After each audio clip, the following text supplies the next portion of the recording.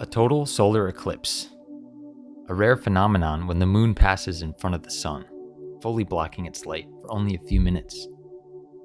People who witness a total solar eclipse often say it's the most incredible thing they've ever seen.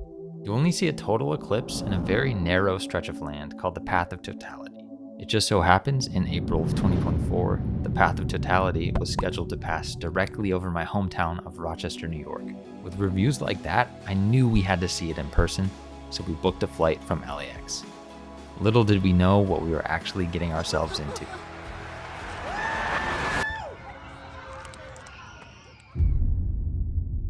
I'm ready to go. I'm ready to go to Rochester. First stop. It's 3 in the morning. I didn't sleep. We wanted to get there a few days early so we could have time to adjust our plans in case of weather. When we landed in Rochester, it was not looking good. It was still too early to tell, but I'd be checking the weather every single day. We did not want to miss this.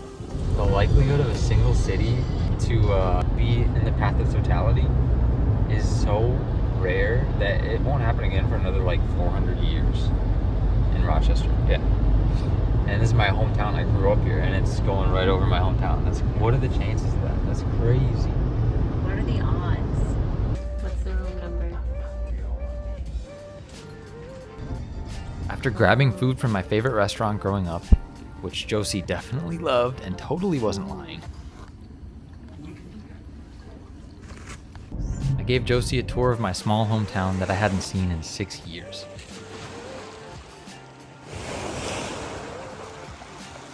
There you go, it's skipped. I did too. So cold. It's so fucking cold. We called it a night early since we had big plans for the next day.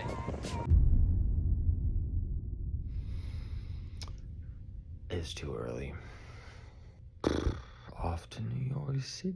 Yep, that's right. Since we had a few days to kill before the eclipse, we decided to drive down to New York to spend a few days. And let's be honest, there really wasn't a whole lot to do in my hometown anyway. The rain continued on for our entire drive. We made a detour to Long Island to visit some family, then finally made it to our Manhattan hotel that evening. After finally getting to our hotel and covering the important stuff, Did you poop? I did poop, yep. we grabbed some dinner and called it a night because it was still raining.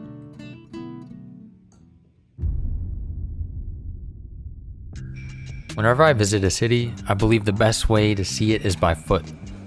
So we gave ourselves the mission today to walk from our hotel in the financial district all the way to Central Park, while trying to see as many of the sights as we could. First stop is Battery Park, and then we're gonna walk all the way to Central Park. Park to Park. Let's do it.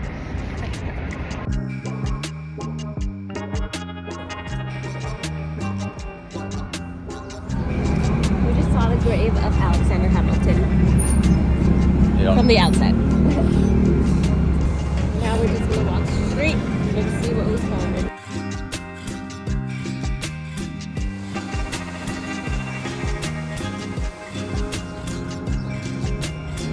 You gotta act like you know where you're going here. I feel like, because that's everyone. They're all in a rush. It's so much different than LA. But we're always in a rush regardless, so it doesn't even matter. Yeah, I'm just a fast walker, so I kind of fit in. We're like 1/3 of the way there. Yeah. The next stop is trying to find some pizza. So there's this place called Joe's Pizza we're gonna stop at.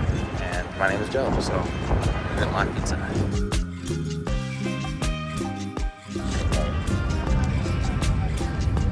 Oh my god. Is it?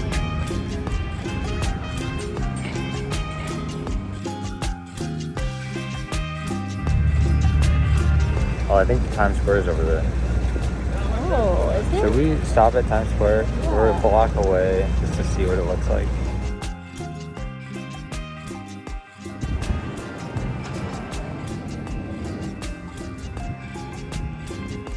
After 4 long hours and about 5 miles of walking, we finally made it to Central Park.